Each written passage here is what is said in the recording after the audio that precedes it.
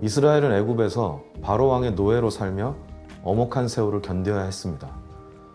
하나님은 강한 손과 편팔로 바로를 꺾었고 이스라엘을 건져내셨습니다. 그리고 이스라엘과 함께 새 왕이 다스리는 새 나라를 건설하시려 합니다. 그런데 인간 왕은 이스라엘의 민족적 트라우마였습니다. 애굽 바로 왕의 억압을 겪어보았기 때문입니다.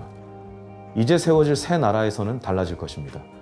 하나님이 친히 왕이 되어주시기 때문입니다.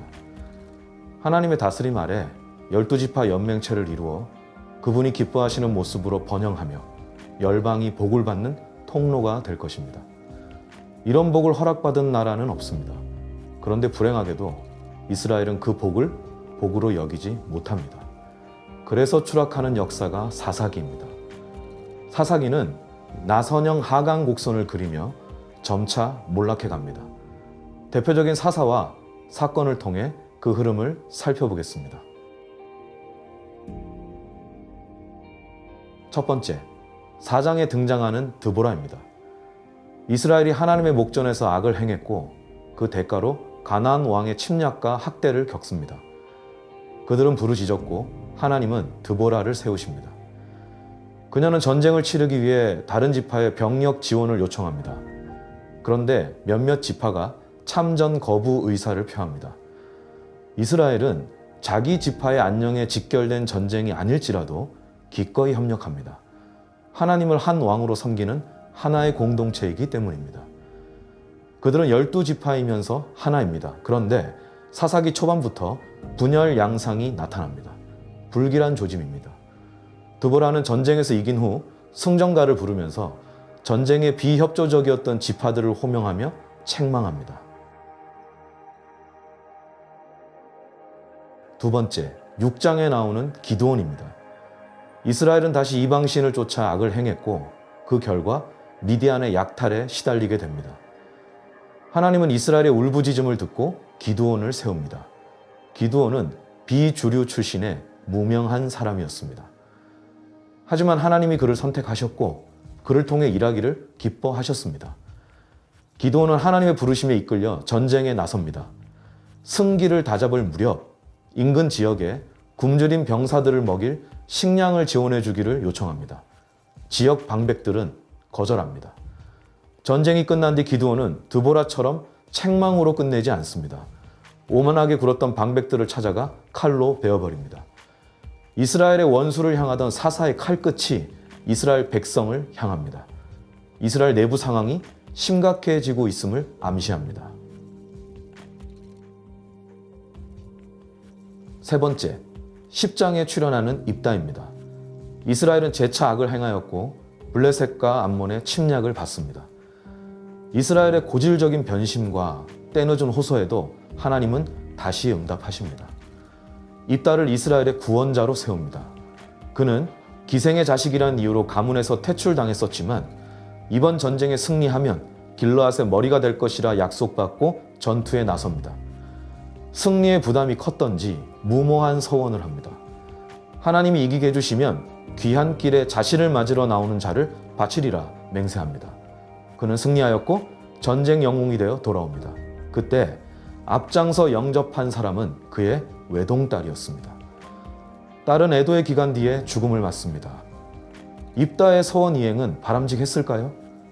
레위기 27장 2절에서 8절을 보면 잘못된 서원은 돌이키거나 조정할 여지가 있습니다. 무엇보다 하나님은 인신재물을 경멸하십니다. 하지만 입다는 서원을 철회하지 않았습니다. 길르앗의 머리가 되기 위한 정치적 판단과 하나님께 대한 무지가 복합적으로 작용한 것으로 보입니다. 지도자는 백성들이 하나님을 올바로 알지 못하고 그릇된 욕망에 이끌려 살 때 그것을 막아내고 올바른 길로 이끌어야 합니다. 그런데 지도자가 무지와 권력욕에 빠져 있습니다. 공동체의 위기가 아닐 수 없습니다.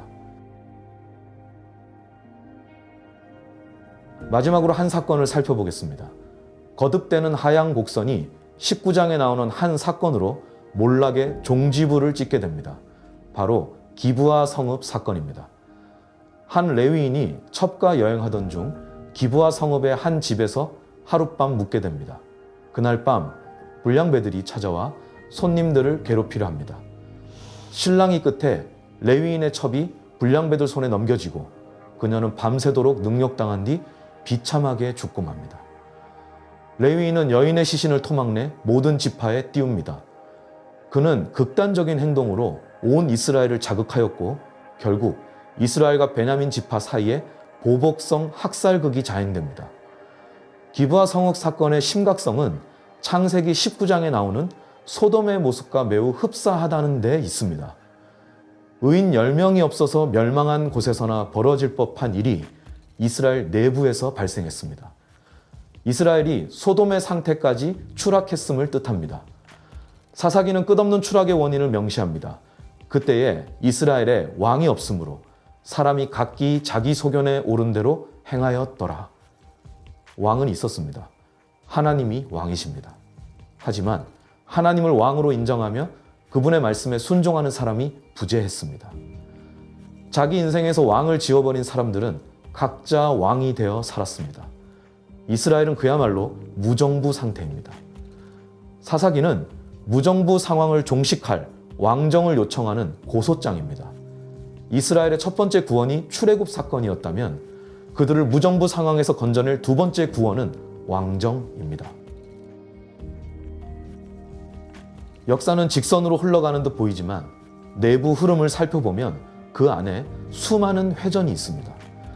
순류의 회전이 있는가 하면 역류하는 회전도 있습니다.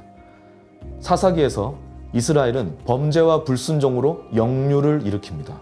그때마다 하나님은 사사를 세워 역류를 순류로 바꾸십니다. 사사들마저 역류의 원인 제공자가 되기도 합니다. 그때도 하나님은 다시금 순류를 만들어 가십니다. 사사기가 드러내려는 진정한 사사는 바로 하나님입니다.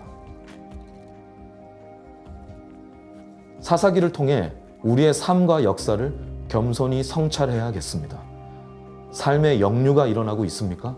먼저 은혜와 소명의 되새김이 필요합니다. 이스라엘은 하나님의 은혜를 망각하여 소명도 상실했습니다. 망각하면 상실하지만 기억하면 회복할 수 있습니다. 하나님이 우리를 위해 행하신 일을 기억함으로 하나님 나라의 열망도 회복해야겠습니다.